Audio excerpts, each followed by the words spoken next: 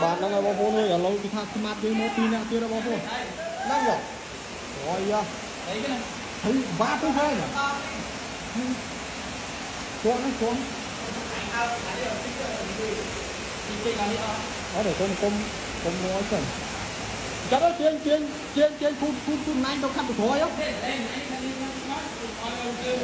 bao vô thôi chắc là tiên phun khăn thôi đi trời ơi bao vô ơi thuộc cần được chi đi nhá cho em ra à nó chui em chắc đó không à ô lên tí chứ ô để tê vào đâu bao vô ơi tê vào à